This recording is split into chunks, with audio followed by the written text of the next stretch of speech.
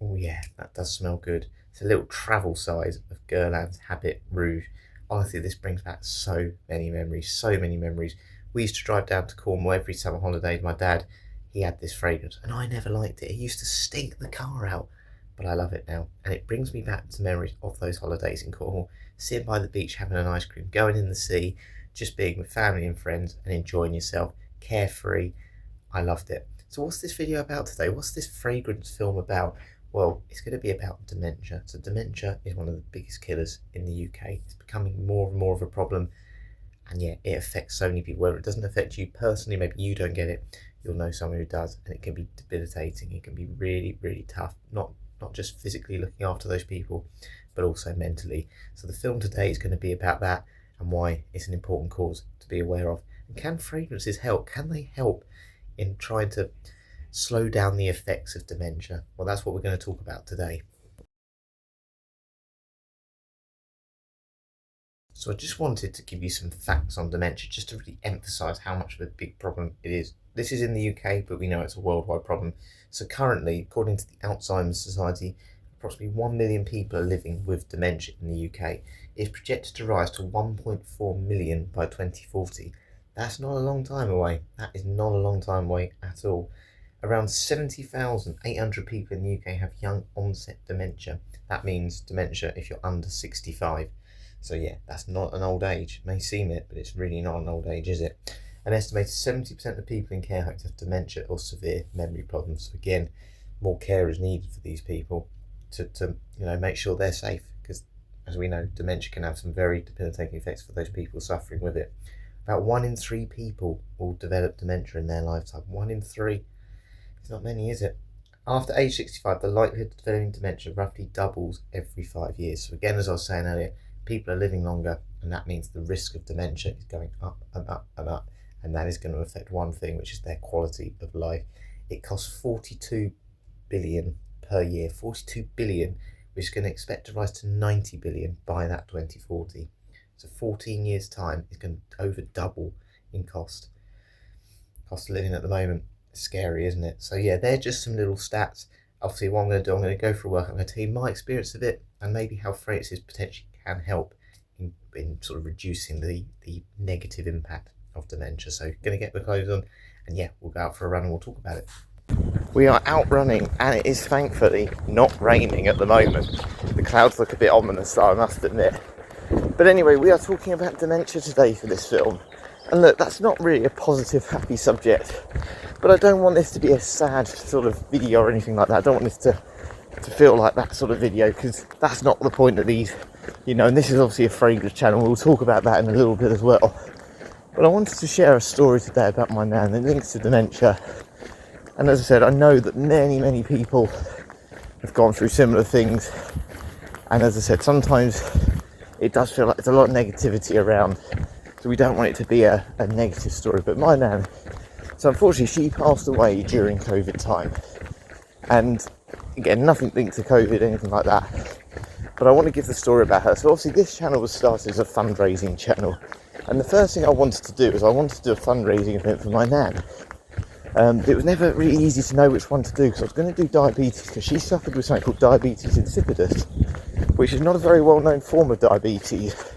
Essentially, she'd need to go to the toilet a lot, and that would flush out a lot of potassium from her system, and obviously that would mean she gets very dehydrated, and obviously that increases the risk of things like sepsis and other more serious conditions. So diabetes insipidus was essentially what I was going to raise money for at the time.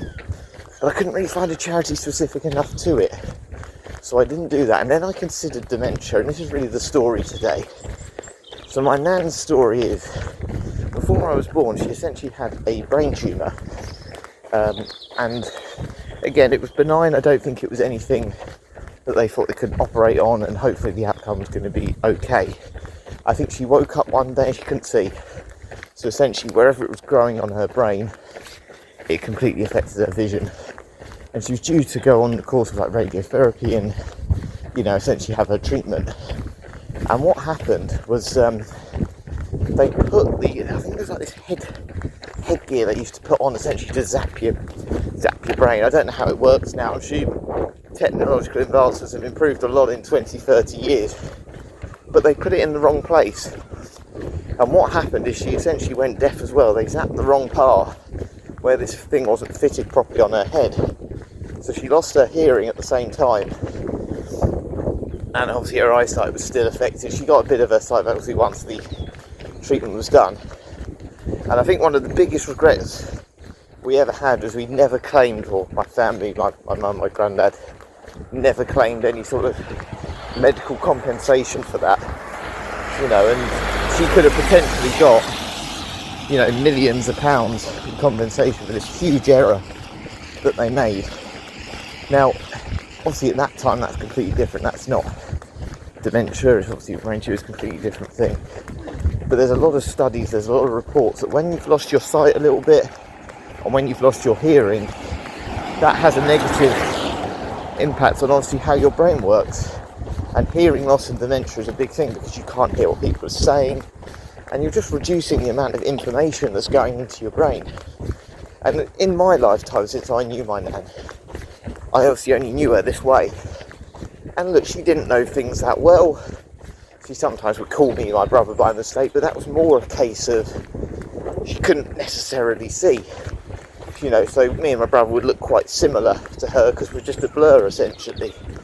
But over time, and sort of a couple of years before COVID, there were things that she was saying that were a bit odd. She would say things along the lines of, we had monkey for dinner last week, and we used to dig holes in her garden to find treasure, all stuff that we'd never done, and asking us if we'd tried things like snake, and all these very, very strange things that just didn't add up. You thought something's not quite right here. And eventually, obviously, that transpired, and she went into a nursing home. And you could just see, even when I went to visit her after a little while, you could tell that there was something not quite right. Beyond those physical limitations she'd had from losing her hearing, losing her sight, and just general age. So they did do a brain scan on her. They found 2 little tumours. They said there's no point operating on them, but they're going to affect her memory and her cognition a little bit. But obviously she should just live a normal sort of old age. They may not grow at a rate that's going to overly affect her, but you could tell that obviously things like memory was going. She was becoming more snappy, and she just wasn't the same person. You'd sit in the room with her, and my mum would go and make a coffee, and she would always talk to us. She would always say, you're a treasure, or all these things. We were like her life, me and my brother. But then she wouldn't say anything. She would just look aimlessly into the distance. She'd lost that recognition of who we were, and some days she couldn't even talk, and she'd just smile, and that's all you get. So it's really debilitating. We know dementia, and those symptoms of dementia are horrible. Now, I'm looking at myself today. I know where I'm running. I've got my keys.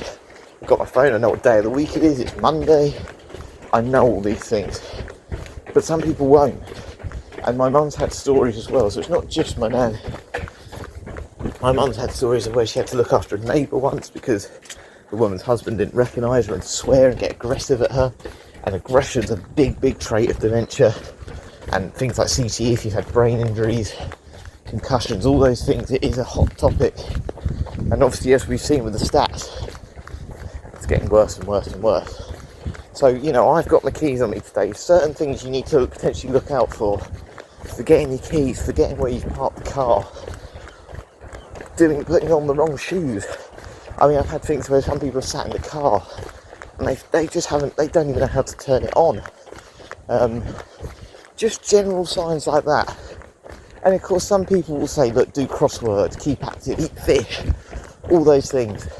I think we've got to remember we're living in a climate now where people are getting older, they're living longer, but they're not living necessarily healthier because quality of life has gone down, and we're keeping people alive through amazing scientific research. These drugs that have kept things going, they're making people live longer, and they're just keeping them alive. They're not really living anymore.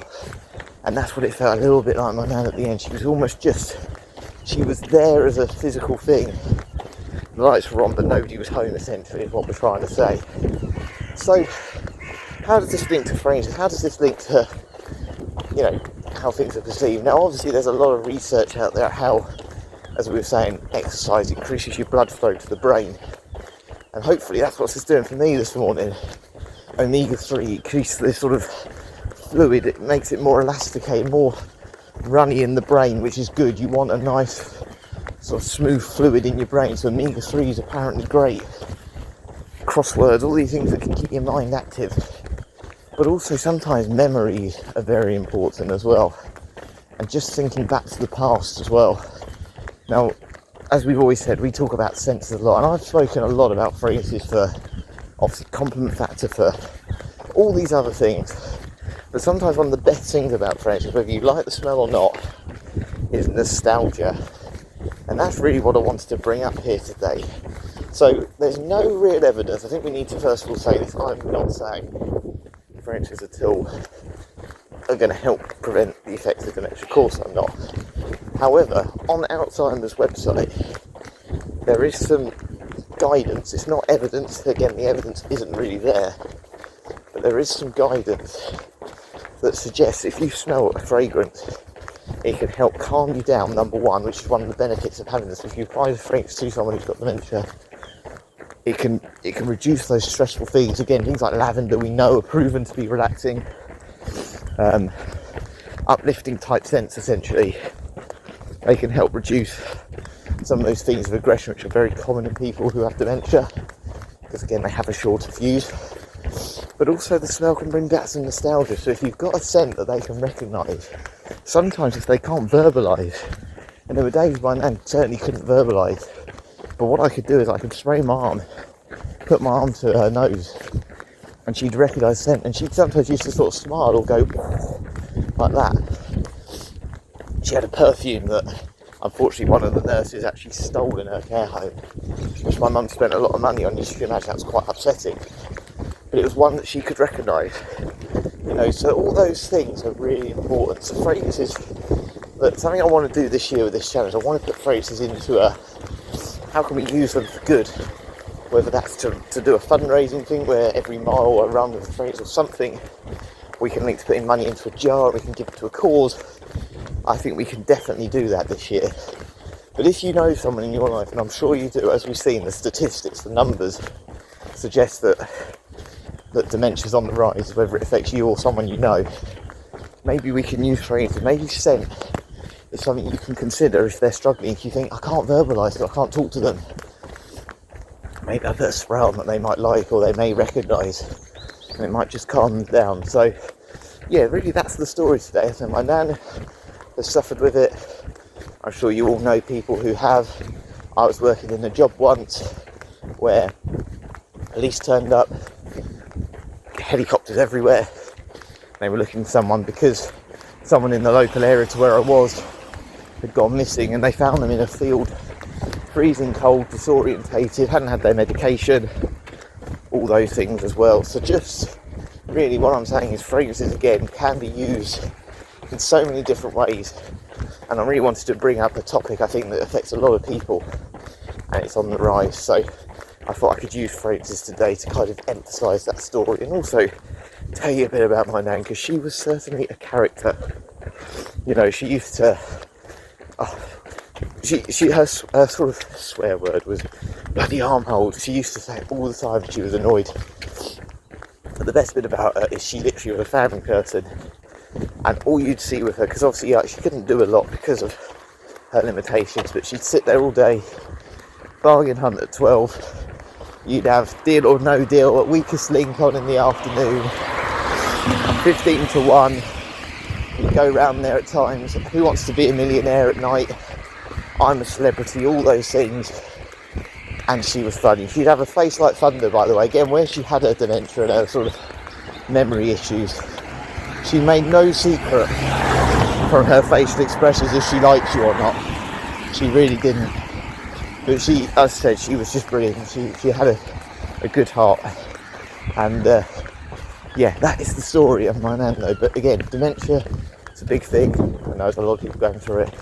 Sometimes if you're thinking you're struggling to communicate with them though, the message I want to get across today, maybe try fragrance with them, maybe just see if that helps just bring a bit of a connection to memory.